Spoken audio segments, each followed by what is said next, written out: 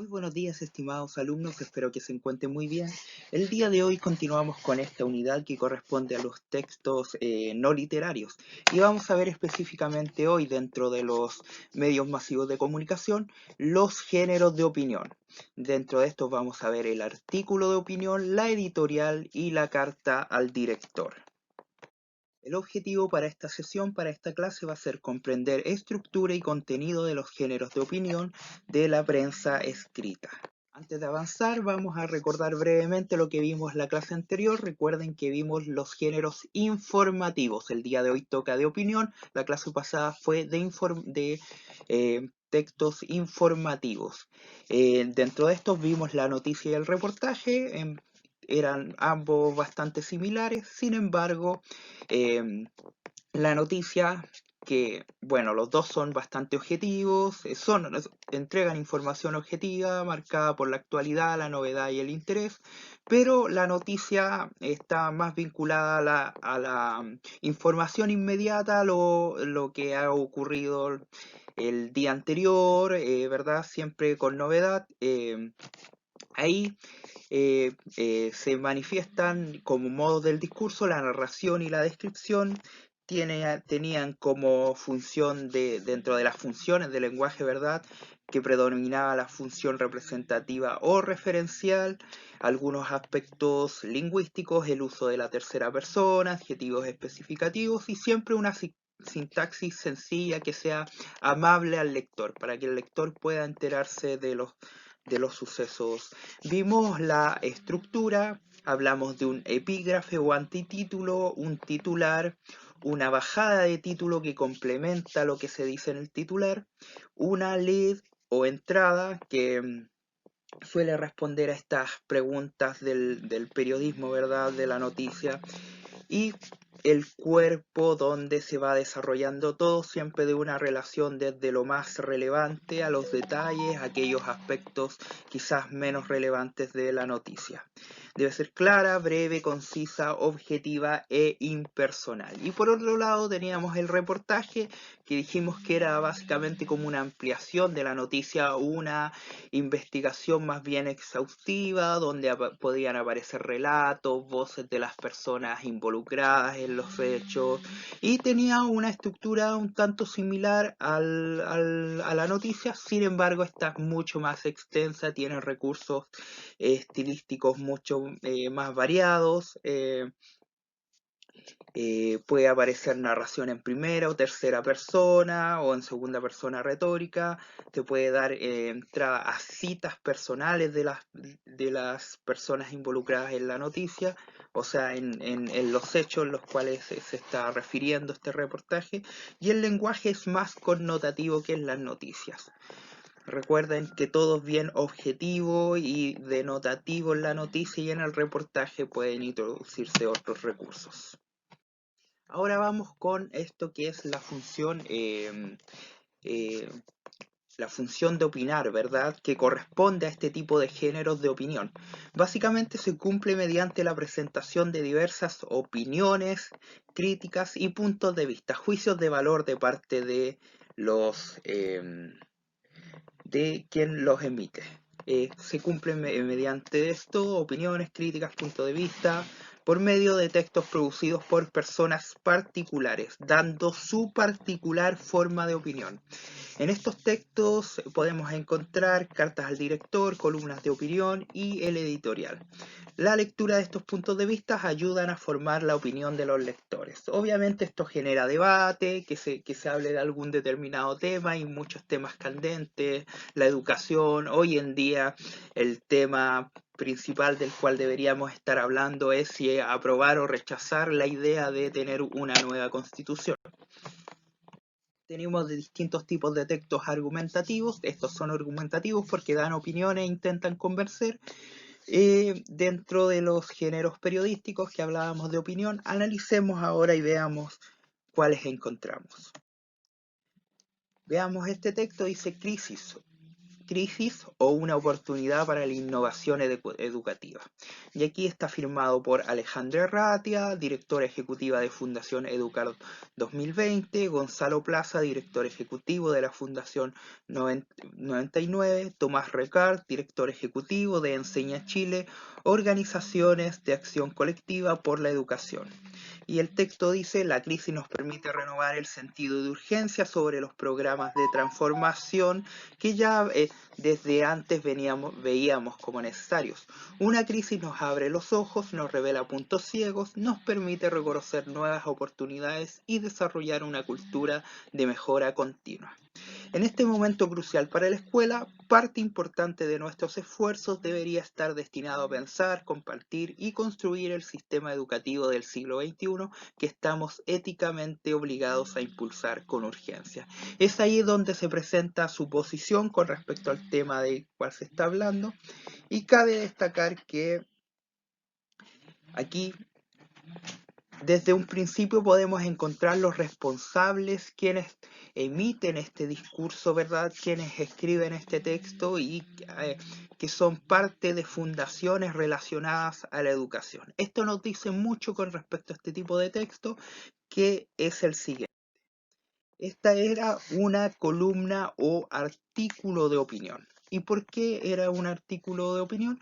Porque es un texto argumentativo utilizado en los medios de comunicación escritos que, y aquí es lo relevante, y ojo, anoten esto por favor y subráyelo, se caracteriza por estar firmado por una persona que se hace responsable de las ideas expresadas. No es un texto anónimo, no es una opinión anónima, sino que quien la emite es el responsable de lo que está diciendo y da a conocer su opinión respecto a un tema con la intención de persuadir al lector. Estos temas pueden ser variados: humor, cultura, política, finanzas, espectáculos, deportes, música y educación.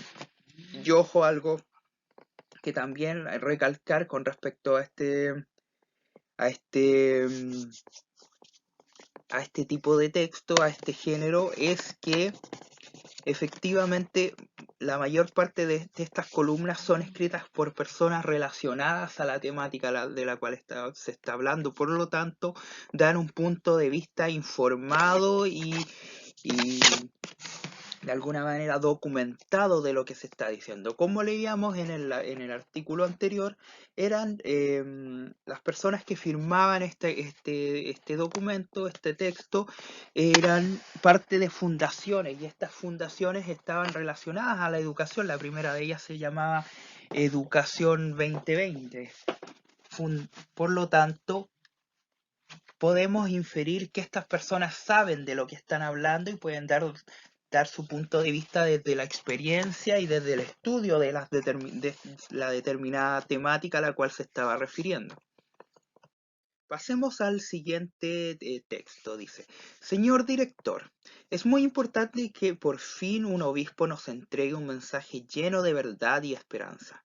En su carta titulada Las tres crisis, aparecida el 19 de julio, el arzobispo de Concepción, don Fernando Chomali, nos dice con coraje y con autoridad moral lo que está ocurriendo en el Chile de hoy.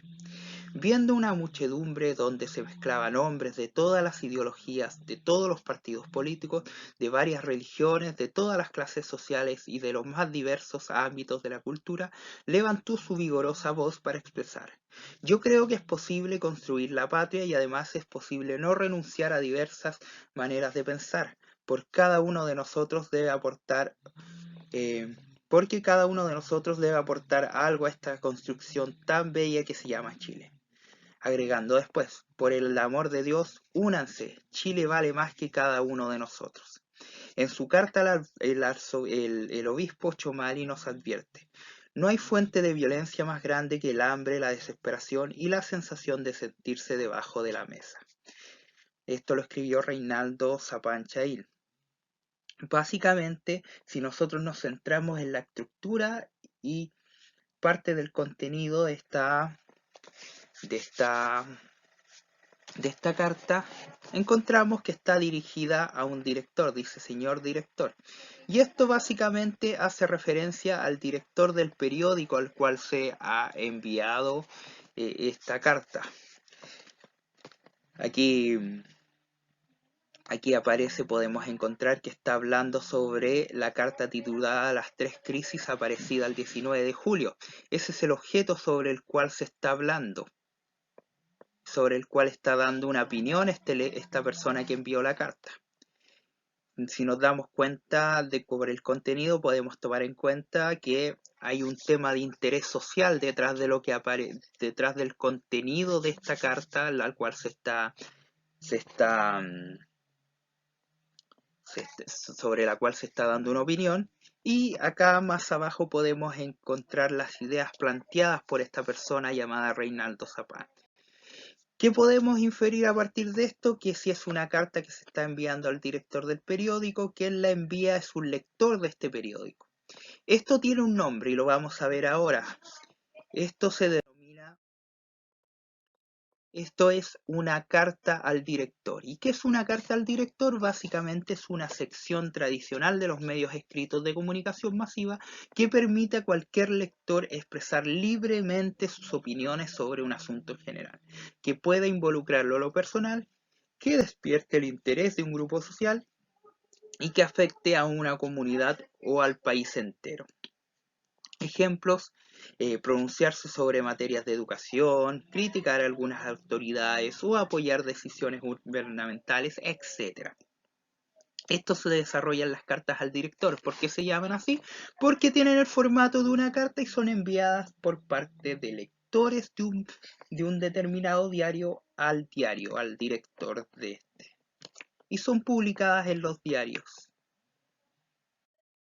Ahora tenemos otro texto, dice así: la revista Ciencia e Investigación de la Facultad de Farmacia y Bioquímica de la UNMSM tiene por objeto despertar interés por la ciencia y estimular el desarrollo de la investigación científica. Hoy parece acuerdo unánime en que la investigación científica en su sentido extenso, es decir, el aumentar los conocimientos y la comprensión del universo, es una de las funciones de la universidad.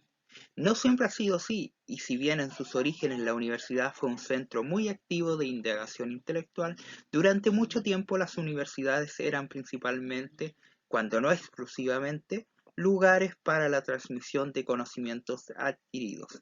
La universidad alcanza la plenitud de su ser y es máxima su eficacia solo cuando en todas sus cátedras y en todo momento se está haciendo obra creadora, penetrando en lo ignorado para ampliar el dominio de la verdad.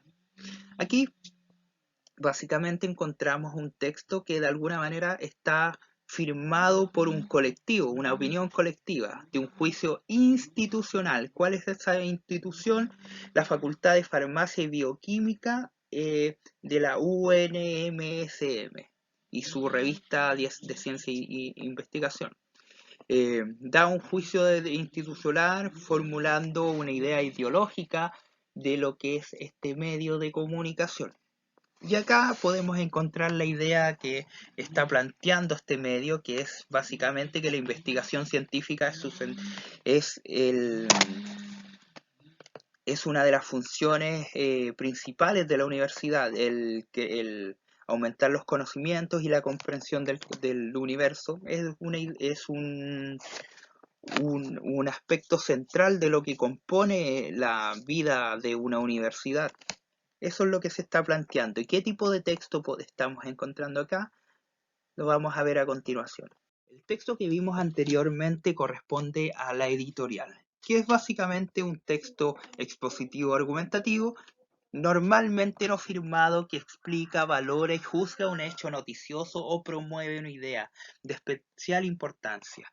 Se trata de una opinión colectiva, de un juicio institucional. Esto quiere decir que es un medio de comunicación que formula en concordancia con la línea ideológica del medio una opinión colectiva. No lleva firma, ya que resume una opinión colectiva. Es todo el medio que está de alguna manera dando a conocer su línea editorial. Esto quiere decir como el pensamiento ideológico que tiene un medio. Por ejemplo, todos podemos darnos cuenta que el Mercurio tiene una determinada línea ideológica, otros tipos de medios como Le Monde Diplomatique o diarios como que cada medio tiene un determinado punto de vista y este lo expresa por medio de una editorial. En resumen, lo que vimos hoy fueron 3 tipos de texto que pertenecen a los géneros periodísticos de opinión. Primero de estos era la columna de opinión, que es un texto contingente, escrito y firmado por personas destacadas en una determinada área, como les decía.